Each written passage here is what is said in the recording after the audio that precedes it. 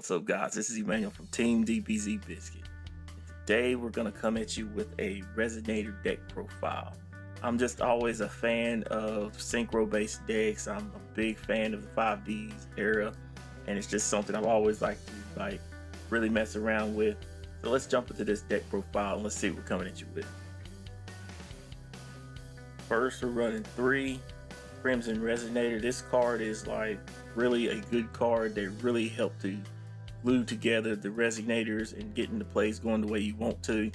Being able to activate this effect in hand when you got no cards on the field is very useful to you. Being able to special summon it, getting another monster on the field and going through your synchro plays is very useful. Whenever this card is special summoned back, it's going to be able to help you to get to more of your resonator monsters and get your plays going the way you want to. Very, very crucial card to the deck. The main thing with this is, to me, this is an activated effect, so it's not an inherent summon, so you got to watch out for that. Also running 2 Red Resonator. I like this card very much. The fact is, every time it's special summoned, you get to target one card on the field and then bump up your life points by that. That helps you really a lot in the grind game. It helps you really to stall for time for whenever you really get iffy situations, but this card being able to normal summon it and be able to special summon another monster is very useful to you.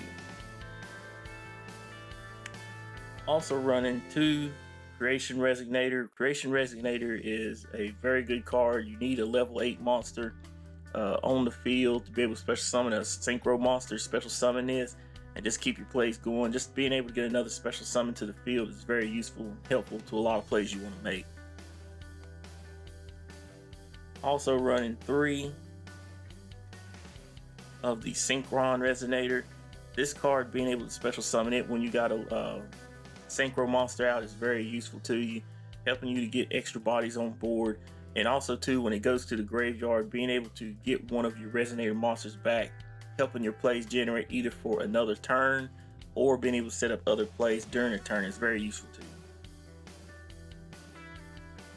I'm also running 1 Red Familiar. This card is, I like this card. I like running it 1. It helps to give extra, in my opinion, boost to the deck. When I say that, you can normal summon this card if you already got a red dragon Archfiend in the graveyard. Being able to tribute this card, special summon that red dragon Archfiend. And if you have any of your Resonator monsters that special summon, just special summon it right beside that level 8 and keep your plays going the way you want to. Also too, this card, if in the graveyard, with some of the plays that you have, being able to banish this and make all your monsters so that, like, if you got a level 9 and level 10, you can drop both of them down to level 9. That way you can make some plays and keep your board standard the way you want to. Also running 3 of Wandering King Wildwind. This card is, very, very crucial to the deck. Being able to make sure you can get that special summon for free, and also too, being able to get a search on your next following turn by banishing it out is very useful to you and helps you with a lot of your plays.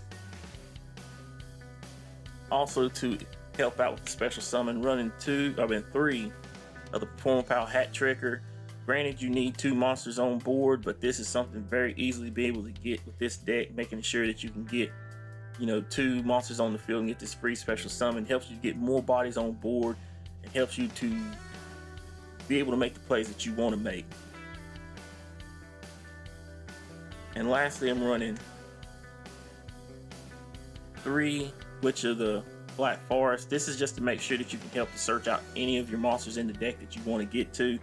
This card helps out with a lot of your plays and helps you extend plays by, like I said, if you start off your turn with this or this, being able to go this or this into your Resonator, going to whatever level 6 synchro that you want to get, or having this, getting 3 monsters on board can really help out with a lot of your plays.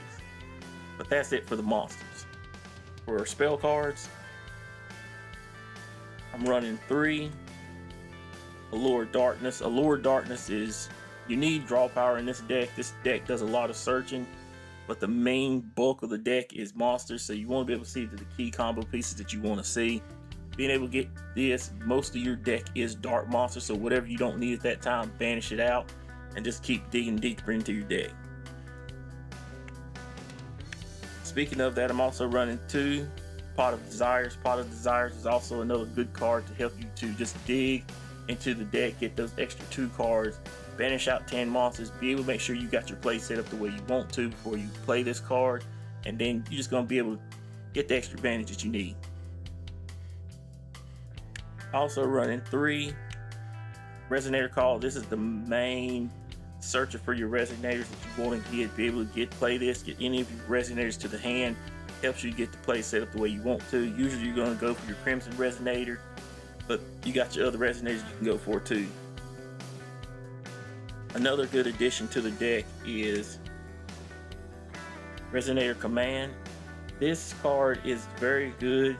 Being able to search out any of your Fiend monsters in the deck helps out with a lot of your plays. Being able to pitch one of your Resonators and being able to get your plays set up, either loading up your graveyard with tuners or being able to just get an extra Fiend in hand to help with your special summons, like your level 4s, things like that, can help out with a lot of your plays. I'm also running 1 Monster Reborn just for extended plays. And I'm also running the 1 Called by the Grave. Called by the Grave is needed in this deck. It can get hand trapped, and the hand traps, when you get hit, it really does hurt if it's hit at the right point. So being able to make sure that you can have a little bit of a leeway to stop hand traps is very good, but mainly this card is more of a defensive card now. Being able to, if your opponent has cards in the graveyard, to activate in the graveyard, just go ahead and, if it's a key combo card, hit that card, sneak it out of the graveyard, and they can't activate no more of that effect. Very useful too. And that's it for the spell cards. For our trap cards, I'm running 1 Resonator Call. This card is very good. Being able to set up for your Calamities play on your opponent's turn is very crucial. It's not something that you're going to be able to go for every time, so I'm only running it 1. But being able to set up for that play and making sure you can lock out your opponent out of their effects is very key and very helpful for a lot of your plays. I'm also running 2 Red Rain. This card is an amazing card. Being able to wipe your board, your opponent's board, is very, very key. And another thing that I like about that is what I was talking about with Red Familiar. If you have your Abyss on field and you have your Bane on field, your Bane is going to be the highest attack monster. You don't want to banish out your Abyss because it's going to say anything that's lower than the highest attack is going to get banished. So being able to banish this out, dropping your Bane down to the same level as your Abyss, and being able to keep both of your monsters is very helpful with this. But this card, being able to wipe your opponent, banish all your opponent's cards, is very, very crucial. And also too, being able to revive this card back out of the graveyard into your hand and set it again is very, very key. I'm also running 2 Breakthrough Skill. This card is a flex card.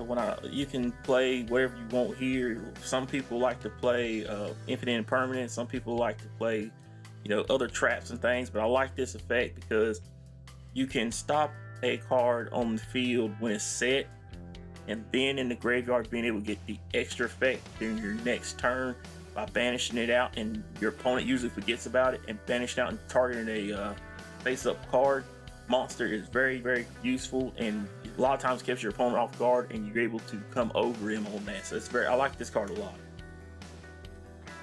And lastly, for the main deck, I'm running 3 Lost Wind. Lost Wind I feel is very good for this deck, being able to snipe out your opponent's special summon monsters, dropping their attack points down and knocking their effect down. Also too, this card being able to reset itself whenever another extra deck monster comes to the field is very useful to you, and being able to use it again is very helpful for a lot of your plays. And that is it for the main deck. For the extra deck, I'm on Run Tyrant Red Dragon Archfiend. This card is only in here because we do not have the Super Red Nova, but this card has an effect similar to it. When I say that, being able to go into this card and wipe off your opponent's field, making it so that they're going to steal minus off their field and you still keep this card on the field, it's still very useful to you, and still being able to do some, if they try to activate traps or spells, you can just negate that right then and there and just hit them in the biscuit. Very useful. Also running the one red Nova Dragon, being able to banish itself, not being able to be destroyed by effects is very useful. And just hating on all monsters because it's going to get big beefy because of all the tuners in your graveyard.